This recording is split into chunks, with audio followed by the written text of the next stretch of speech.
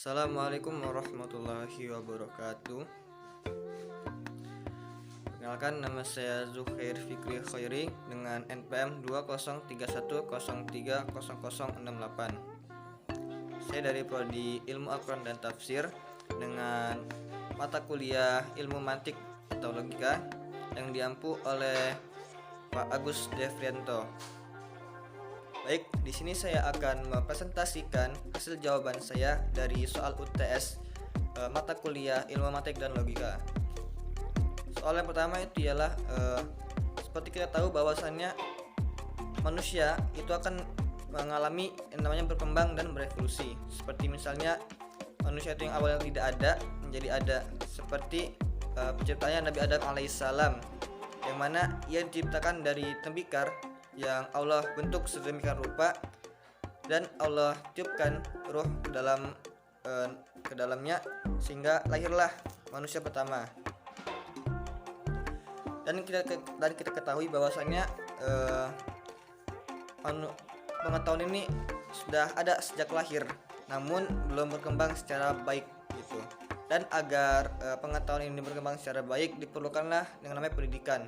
Dan pendidikan ini diperlukanlah seorang guru, dan dimana jika dapat guru pasti di situ ada sekolahan gitu. Dan dua hal ini tidak akan terpisahkan.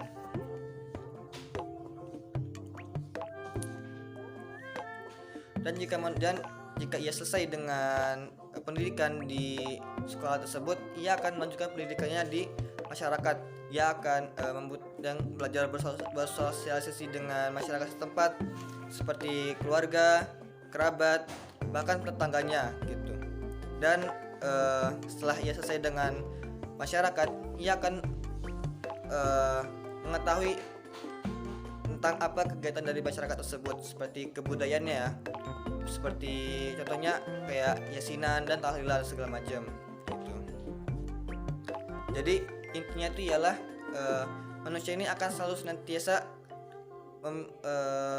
berkembang gitu, karena dari dasarnya ia memiliki kepikiran dan rasa ingin tahu yang lebih gitu, dan ia tidak akan merasa cukup terhadap ilmu yang ada pada dirinya, yang mana mereka akan berkembang secara individu, masyarakat, dan kebudayaan. Soal yang kedua yaitu ialah logika itu adalah ilmu yang membahas kaidah-kaidah atau prinsip-prinsip umum untuk berpikir yang benar. Jadi logika akan mengajarkan kita bagaimana cara mendefinisikan sesuatu dengan definisi, yang mana ia akan menjelaskan hakikat sesuatu itu dan menerangkan maknanya secara lebih jelas dan lebih terperinci lagi.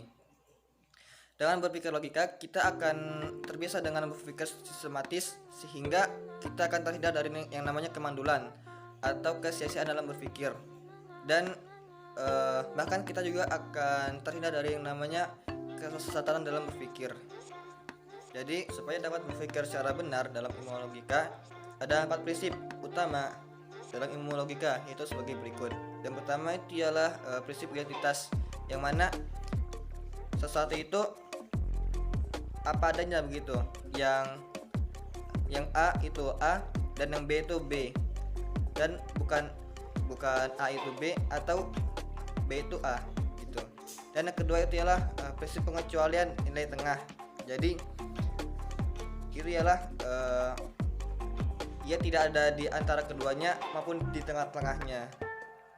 Yang ketiga itu ialah prinsip alasan yang cukup. Jadi ia menjelaskan kenapa dia memilih ini dan sebabnya apa gitu. Bisa dikatakan bahwasanya ini lebih ke sebab akibat gitu. Ia memilih ini sebabnya apa, dan akibat dari memilih ini apa gitu. Dan yang keempat itu ialah prinsip kontradiktif, yaitu tidak ada pada sesuatu pun gitu, tidak ada pada keduanya. Jadi contohnya itu ialah kelinci ini tidak mungkin ada di kardus ini, dan kelinci ini tidak ada di kardus ini. Jadi soal yang ketiga itu ialah hubungan antara konferensif dengan eksistensi. Jadi konferensif ini itu ialah isi dari sebuah pengertian, sedangkan eksistensi itu ialah luasnya pengertian. Dalam artian komprehensif ini adalah semua unsur yang ada dalam pengertian tersebut.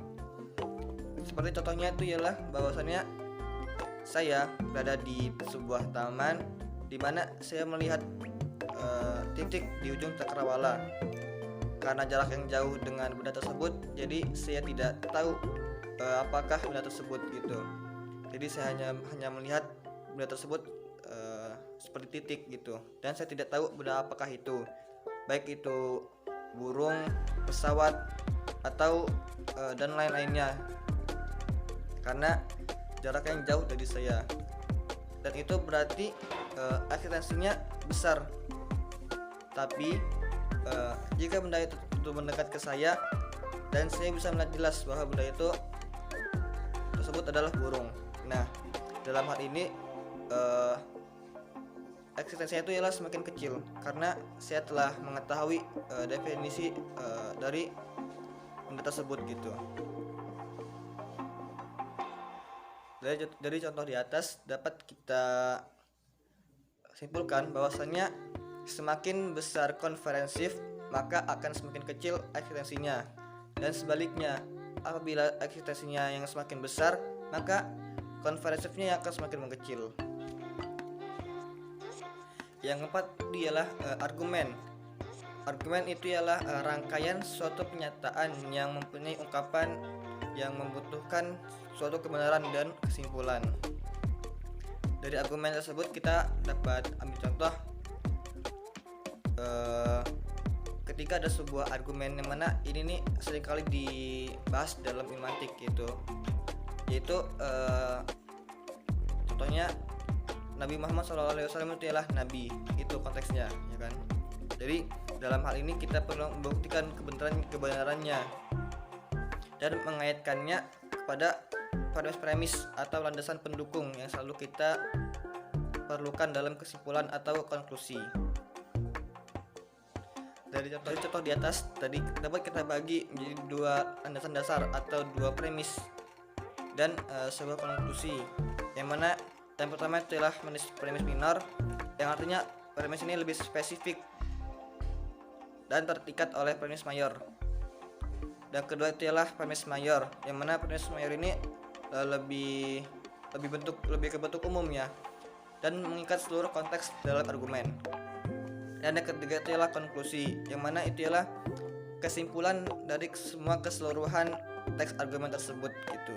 Jadi kita masukkan dalam contoh tadi premis minor itu ya, bahwasannya Nabi Muhammad SAW itu mengaku sebagai nabi dan membawa mukjizat. Itu premis minornya. Premis mayornya, setiap orang yang mengaku nabi dan membawa mukjizat itu ialah nabi. Dan konklusinya yaitu ialah bisa disimpulkan dari sebuah argumen tersebut bahwasannya memang benar bahwa Nabi Muhammad SAW itu nabi karena memiliki dua premis mayor gitu, yang dua premis mayor dan premis minor, yang mana berkaitan dengan argumen tersebut gitu. Jadi dalam hal tersebut bahwa dapat kita nilai dari masing-masing unsur tersebut sesuai dengan syarat-syarat berpikir logis, yaitu meliputi seperti pemikiran itu harus berpangkal pada kenyataan atau kebenaran. Yang kedua, alasan yang dikemukakan itu harus kuat dan tepat. Yang ketiga itu ialah serta memberikan kesimpulan yang menarik dari argumen tersebut gitu. Nomor 5 itu ialah perbedaan antara pembagian dan penggolongan. Jadi pembagian ini ialah kita hanya dapat memecahkan sesuatu yang besar, baik dari ukuran jumlah maupun ukuran gitu, menjadi bagian-bagian lebih kecil tanpa suatu kriteria. Seperti misalnya saya menggolongkan sebuah sekolahan ya, di mana itu terdapat kelas, terdapat kantin, dan terdapat kamar mandi gitu, dan juga terdapat tempat peribadatan atau sholat gitu, tempat masjid atau tempat peribadatan untuk sekolahnya. Namun kita tidak bisa menyebut bahwa kelas itu sekolah dan kita tidak bisa menyebut bahwa kantin itu sekolah gitu. Yang kedua adalah penggolongan. Penggolongan itu ada dua macam, yaitu penggolongan alam dan penggolongan buatan. Penggolongan alam itu ialah disusun atas kecerdasan kita sendiri gitu. Seperti contohnya itu kita menggolongkan bunga mawar dan bunga anggrek, ini sama-sama bunga gitu, dan sama-sama memerlukan air untuk hidup hari. Yang kedua itu adalah penggolongan buatan, yang mana penggolongan ini didasarkan oleh satu sifat gitu. Seperti contohnya kita menyusun kata dalam sebuah kamus, dan menyusun buku dalam perpustakaan, dan pengelompokan barang-barang di toko. Maksudnya itu ialah kita menyusun sesuatu itu sama kayak abjadnya gitu, sama seperti sifatnya, bentuknya dan sebagainya gitu, intinya sama gitu. Dan penggolongan ini bertujuan untuk mendapatkan agar kita mendapatkan kemudahan dalam mengetahui sejauh mana kita berpikir.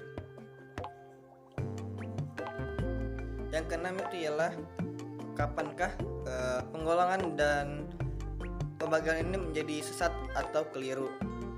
Jadi penggolongan atau pembagian ini menjadi sesat apabila ia menimbulkan pemahaman bahwa seluruh cabang ilmu itu telah lengkap, sehingga tidak perlu lagi untuk menelaah, tidak perlu lagi untuk mengobservasinya. Tinggal kita menggolongkannya menjadi kelompok-kelompok tertentu saja begitu, yang arahnya dari bawah ke atas.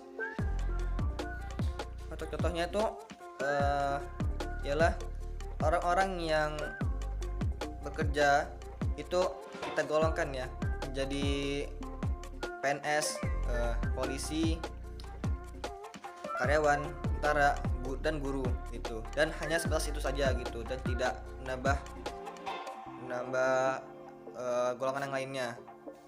Dan contoh yang kedua itu ialah kita mengambil kata dari makhluk hidup dan kita golongkan makhluk hidup itu menjadi manusia dan hewan saja gitu. Kita tidak menambahkan yang lainnya gitu. Kita hanya cukup terhadap hal tersebut gitu, dan itu akan menjadi pemahaman yang keliru dan atau bahkan bisa menjadi sesat begitu. Mungkin sekian dari jawaban UTS ilmu mantik dan logika. Untuk closing statementnya itu ialah logika adalah merupakan sebuah disiplin ilmu yang sangat bermanfaat dalam upaya meningkatkan penalaran ya, dan sekaligus menghindari kita dari yang namanya kekeliruan dalam berpikir gitu. Mungkin sekian dari saya.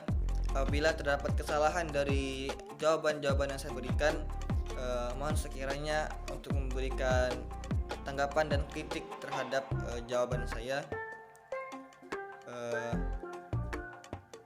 Sekian dari saya. Apabila ada salah kata atau perbuatan yang saya lakukan tadi, saya mohon maaf kepada Allah, saya mohon ampun. Wabillahi taufiq wal hidayah. Wassalamualaikum warahmatullahi wabarakatuh.